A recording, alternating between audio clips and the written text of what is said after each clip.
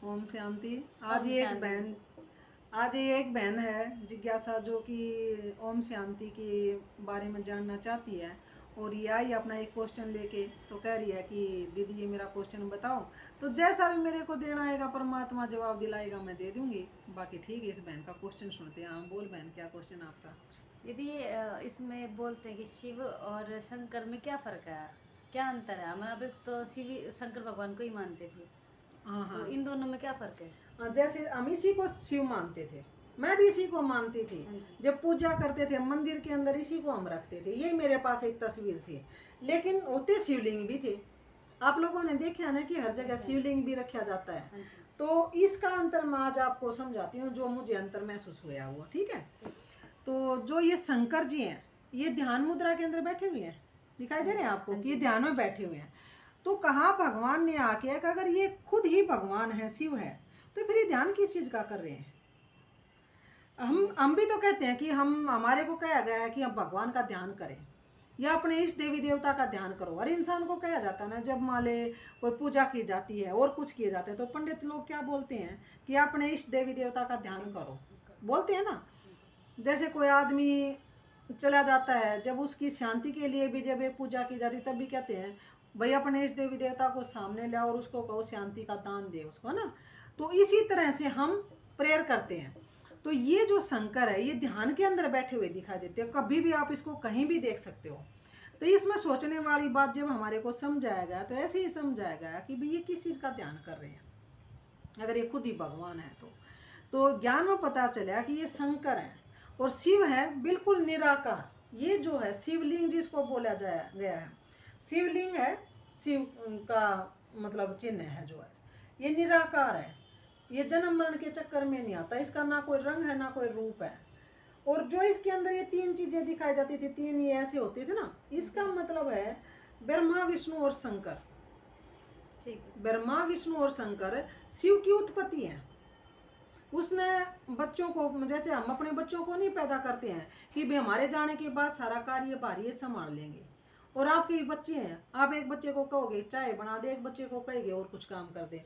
तो इसी तरह से शिव की ये तीन ताकत है, ब्रह्मा विष्णु और शंकर। इसने तीनों को अलग अलग काम दे दिए। ब्रह्मा क्या करता है? सृष्टि की रचना करता है। विष्णु क्या करता है? पालना करता है। और शंकर क्या करता है? कहते हैं विनाश करता है। शंकर विनाश करता है सृष्टि का। तो मैं कहते हैं कि तीसरा नेत्र खुलेगा तो सृष्टि का विनाश हो जाएगा। तो जब मैं पहले सुनती थी तो मैं सोचती थी जैसे इस शंकर का तीसरा नेत्र खुलेगा और सारी सृष्टि के अंदर पानी पानी हो जाएगा। तो बहन, ये जो शिव और शंकर का अंतर मैंने आपको बताया। फिर इसमें एक चिन्ह दिखाई देते हैं, देख तीन लाइन होती हैं हमेशा इस शिवलिंग की तस्वीर के ऊपर, और बीच में एक चिन्ह लगा देते हैं गोड़। यानी कि भगवान हमेशा एक निराकार है। ठीक है। जैसे मान ले वो पहले माँ सतिया बनवाती थी, कई वो कहती थी कि सतिया बना दो। कोई भी शुभ कार्य होता है हमारे, तो सतिया बनाया जाता है। और सतिया बनाने के बाद क्या किया जाता है? उसके बीच में एक बिंदु लगा दिया जाता है। तो ना तो सतिया का पता था कि इसका मतलब क्या है, और ना ये पता था इस बिंदु का मतलब क्या है। सिर्फ एक लिया और ऐसे ऐसे करके वो बना के रख दिया। जब भगवान आया तो भगवान ने आके ज्ञान दिया, ये सतिया नहीं है, ये चार युग हैं, सतयुग त्रेता द्वापर और कलयुग। और बीच के अंदर जो बिंदु लगा दिया जाता है, और उनका कहा कि रचयिता सिर्फ एक शिव भगवान है। तो जो हर युग के अंदर है, जैसे ये देवी देवता हैं, ये तो द्वापर से स्टार्ट हुए हैं। तो द्वापर से पहले क्या था, जो हर वक्त रहा है, वो आप कहीं से भी निकाल के देख लेना। आध्यात्म निकाल के देख लेना, भक्ति मार्ग निकाल के देख लेना, जो आपका मन करे निकाल के देखो। लास्ट में आपको एक ही चीज मिलेगी कि सबका रचयिता शिव ही है।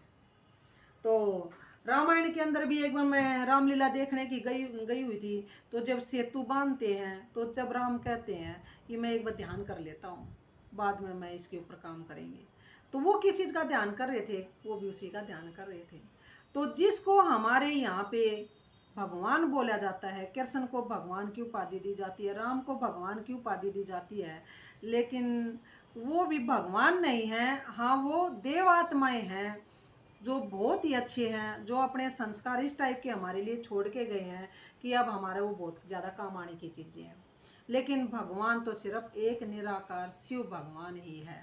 और वही आप, और शिव के ऊपर फिर क्या करते हैं, अभी आप मान लीजिए शिवरात्रि आएगी तो आप मंदिर में जाओगे, क्या करोगे आप मंदिर में, शिवलिंग के ऊपर चढ़ा के आओगे ना, क्या क्या चढ़ाओगे, बेल पत्तर, माला, बेल पत्तर, फ्रूट हो गए। बेल पत्तर क्या कहोगे, बेल पत्तर जरूरी है आज शिवलिंग के ऊपर चढ़ाने के लिए, ये तो आप करते हो ना मंदिर में जाते हो। एक क्या कहेंगे, बेर लेके जाना, बेर भी चढ़ाते हैं मंदिर में जाते हैं जब चढ़ा।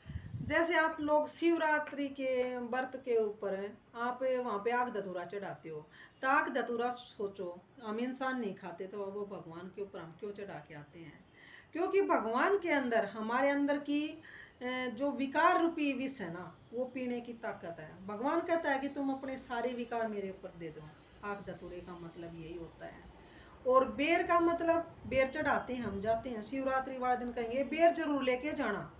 बेर का मतलब क्या है, हमारे अंदर जितने भी बैर द्वेष जितने भी भरे पड़े हैं किसी के भी प्रति, भगवान के ऊपर आज उन सब चीज़ों को चढ़ा दो कि आज के बाद में किसी के साथ भी मेरा कोई भी बैर नहीं है। और फिर कहते हैं कि 3 बेल पत्तर, बेल पत्तर जो होता है जिसका 3 मतलब पत्ते होते हैं, और कहते हैं कि कोई भी पत्ता टूटा हुआ नहीं होना चाहिए, ऐसा बेल पत्तर का पत्ता लेके आओ। और सब भगत लोग जो होते हैं वो ऐसा ही पत्ता उठाते हैं, एक डाली के 3 इकट्ठे पत्ते होते हैं। तो वो भी पता नहीं था कि ये क्यों इकट्ठे होते हैं, लेकिन जब ज्ञान में गए तो पता चला क्यों इकट्ठे हैं, क्योंकि ये भी भगवान शिव की रचना है। इसी वजह से 3 बेल पत्तर के पत्ते इकट्ठे हैं, क्योंकि ये ब्रह्मा विष्णु और शंकर का संकेत है। मुझे तो दीदी आज ही पता चला है। अच्छा अच्छा, आज ही पता चला। तो ये जो बेल पत्र के 3 पत्ते हमारे को भी नहीं पता था, ज्ञान में नहीं गए थे, तब हम भी ऐसे ही पेड़ से उठाया और चढ़ा दिया ठा के, और भाई बेर चढ़ा दिए, जो भी चीज़ होती थी वो हम चढ़ा देते थे। लेकिन जब भगवान ज्ञान देता तो एक एक बड़ी सूक्ष्म चीज़ों को हमारे को बताता है कि ये क्यों माना गया। तो जो ये आपने शंकर को कह रहे थे कि ये शिव है, जब हमारे को भी नहीं पता था ज्ञान मार्ग में, तब तक हम नहीं गए थे, तो मैं ये सोचती थी कि कहते थे कि शंकर का तीसरा नेत्र खुलेगा तो सारी सृष्टि का विनाश हो जाएगा। तो मैं बचपन में भी सोचती थी कि तीसरा नेत्र खुला और उसी दिन सारी धरती पानी पानी हो जाएगी। लेकिन भगवान ने ज्ञान में गए तो समझाया कि हर एक आदमी का तीसरा नेत्र खुलने की जरूरत है। वो कौन सा, ज्ञान का नेत्र। जब इंसान का ज्ञान का नेत्र खुल जाता है तो वो अज्ञानता खत्म हो जाती है और कलयुग में भी सतयुग नजर आने लग जाता है। तो मैं सोचती थी कि तीसरा नेत्र खुलेगा और सारे का पानी पानी हो जाएगा, लेकिन भगवान ने आके ज्ञान बताया कि सबका तीसरा नेत्र, यानी कि तीसरा नेत्र कौन सा होता है, ज्ञान का नेत्र होता है। हर एक आदमी का ज्ञान का नेत्र खुल जाएगा तो उसको कलयुग में भी सतयुग नजर आएगा। तो ये जो है भगवान की जो रचना 3 बताए, उनका काम भी अलग अलग है। जिस तरह ब्रह्मा का काम क्या है, ब्रह्मा का काम है सृष्टि का रचयिता, यानी कि जैसे अब हमारे को भगवान अपनी बातें सुना के एक ब्राह्मण परिवार बना रहे हैं, तो वहाँ पे देखो कहाँ कौन से धर्मों से आते हैं। अभी जो ये संस्था है 147 देशों के अंदर है, और हर धर्म का इंसान इस संस्था के साथ जुड़ा हुआ है, तो उसको क्या बोलते हैं, ब्राह्मण परिवार बोलते हैं। तो हम क्या कहते हैं, हम ब्राह्मण परिवार के साथ जुड़ चुके हैं। तो भगवान के, ब्रह्मा का काम होया उसकी सृष्टि की रचना करना, और विष्णु का काम होता है उसकी पालना करना, और शंकर का काम होता है आके विनाश करना, यानी कि सबके तीसरे नेत्र को जगाना, और यही है। और शिव जो होता है वो निराकार होता है। और आप इसको किसी भी मंदिर में, शिव के मंदिर में पता है कैसे स्थापना की जाती है शिवलिंग की, हमेशा शिवलिंग को ऊपर से नीचे उतारा जाता है। कभी भी शिवलिंग की तस्वीर को गेट से अंदर नहीं जाया जाता। हर देवी देवता की तस्वीर को गेट से अंदर लेके जाते हैं, लेकिन शिव की तस्वीर को हमेशा ऊपर से नीचे उतारते हैं। क्यों उतारते हैं इसका मैं आपको आगे बताऊंगी, क्योंकि शिव का अवतरण होता है, ना कि शिव जन्म लेता है। और अवतरण होता है इसीलिए वो ऊपर से नीचे उसको उतार के फिर बाद में वो गुम्मद सा बनाया जाता है, उसका जो भी बनता है। और आप इस शिवलिंग को तो आप कहीं भी जाके देख लेना, हर मंदिर इसके बगैर अधूरा है, हर चीज़ इसकी अधूरी है। और जब शिवलिंग का व्रत आया, ये शिवरात्रि का व्रत आता है, तो आप इस पर जल चढ़ाते हो ना, उस दिन इस तस्वीर का क्या करते हो आप?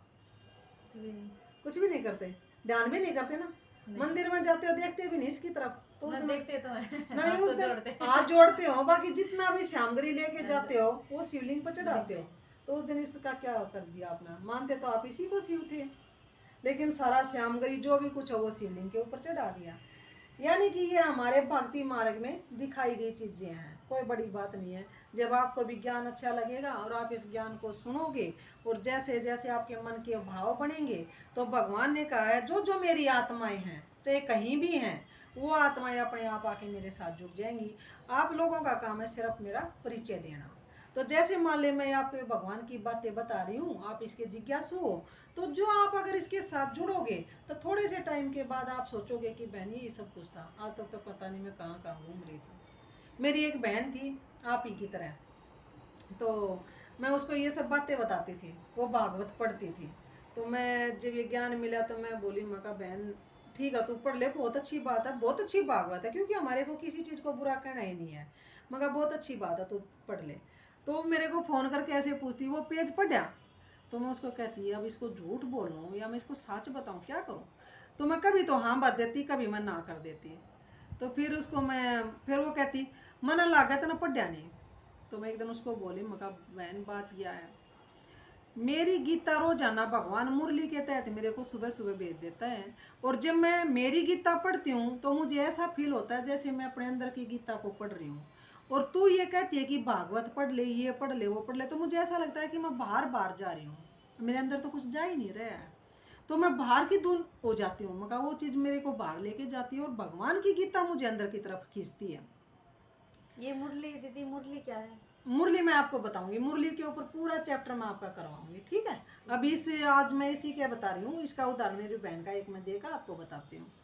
तो फिर उसके बाद क्या हुआ, जब वो ज्ञान में गई और मैं उसको लेके गई, तो उसको भगवान ने कैच किया और उसके साथ वो जुड़ी, और जुड़ने के बाद जो उसके अंदर निखार आया, अब वो सारे भक्ति वक्ति भागवत सब इकट्ठी करके किसी को पकड़ा दिया, बोली कि अब मुझे भगवान मिल गया, अब मुझे इस चीज़ की ज़रूरत नहीं है। तो अब मैं कहूँगी अब बहन पढ़ेगी भागवत, कहती है ना ये तो मैंने जो मिल गया वो ये सब तब बड़ी चीज़ है। तो इसी तरह से भगवान अपने जीवों को हमेशा अपने पास बुलाएंगे। आज ये बहन बैठ कर जिज्ञासु है, एक दिन यही बहन ये ज्ञान देगी, क्योंकि इसके अंदर वो चीज़ मुझे नज़र आ रही है जो मेरे अंदर भी थी भी। मैं पूजा पाठ हमेशा बहुत कम करती थी, जो फीलिंग होती थी, जो सोच होती थी, तो ये बहन जब मेरे पास आई है तो बातें करती है, तो मुझे लगता है कि मेरे इसकी काफ़ी थॉट मैच करती हैं। तो मैं इसको ये सब बातें बता रही हूँ, आगे बहन की मर्जी होगी, कोई प्रेशर नहीं है, कोई दबाव नहीं है, कुछ नहीं है, सिर्फ भगवान का परिचय देना है, आगे आत्मा खुद संभालेगी अपना जो भी है। ओम शांति। ओम शांति।